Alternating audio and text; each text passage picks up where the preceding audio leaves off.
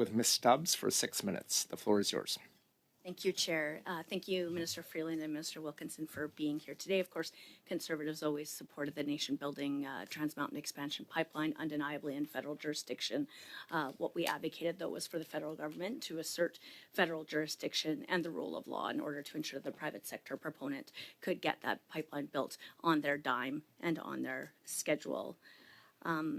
Mr. Freeland, do you agree with Stats Can from last Thursday's report that if Canada didn't have contributions from oil and gas right now, that Canada would be in a recession?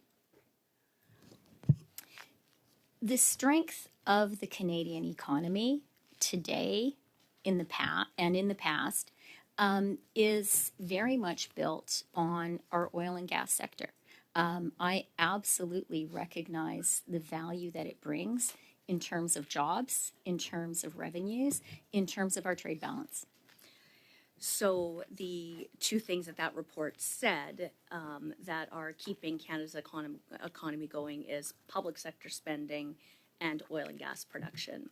The problem is that because your government has killed two other potential export pipelines in Northern Gateway and Energy East, and only now is getting the Trans Mountain Expansion built and starting to operate as a $34 billion liability on taxpayers, pipeline capacity is actually full, which will automatically cut production, Canadian energy businesses, jobs, and opportunities. So based on that, how can the Liberals and your anti-energy, anti-private sector colleagues possibly justify imposing an oil and gas cap on Canada, a job-killing oil and gas cap on Canada? I'm going to start answering the question, and Minister Wilkinson may want to offer some thoughts. Look, I do think that in the areas where it's possible for everyone in this committee and everyone in our House to agree, we should.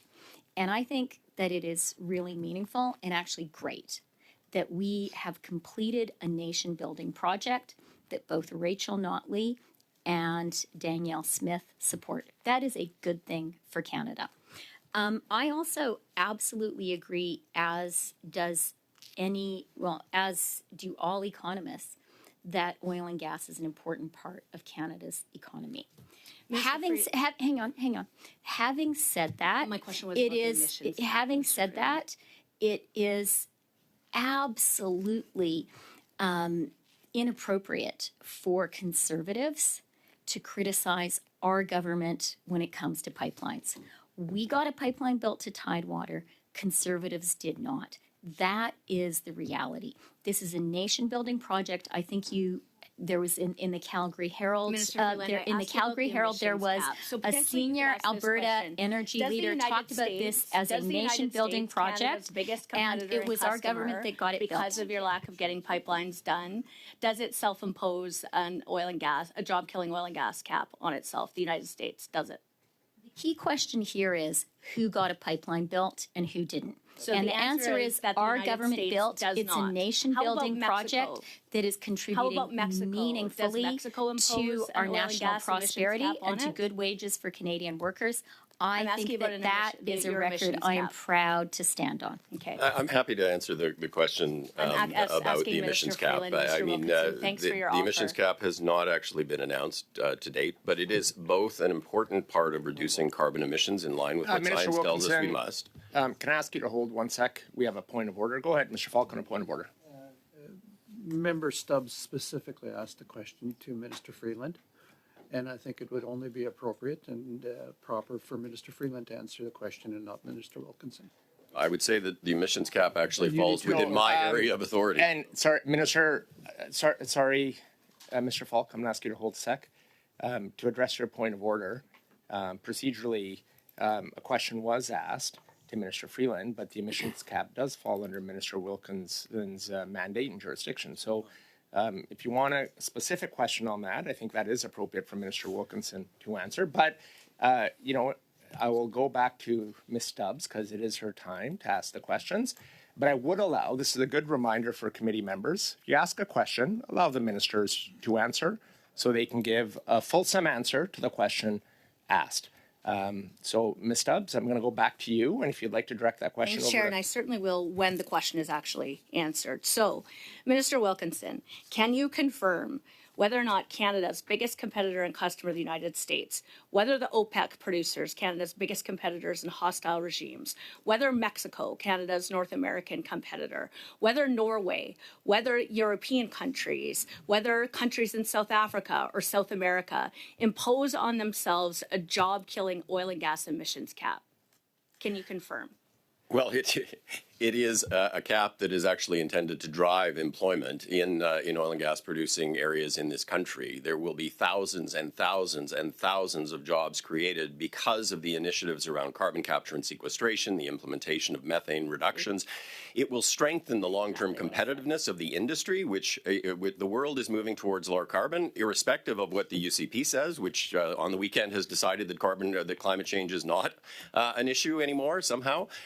It is something that actually will help us to reduce emissions. No sector gets a pass, but it also is going to strengthen the competitiveness and create jobs and economic opportunity in Alberta, Saskatchewan, British Columbia, and Newfoundland and Labrador. And in truth, European countries are all backing away actually from these policies because they're causing unreliable and too expensive. But that's actually not like true. Energy, power, That's not fuel. true. It is absolutely It is not true. If you actually watch what the rest of the country is doing. It is not true. And the truth is that there is no other oil and gas producing country on Earth. You just talked about Europe. Europe is actually doubling down on the energy transition because it's both an energy security and a climate issue. And Sweden has announced a suspension of all activities towards their goal. Ms. Stubbs, I'll ask you to hold. We have a point of order. Go ahead.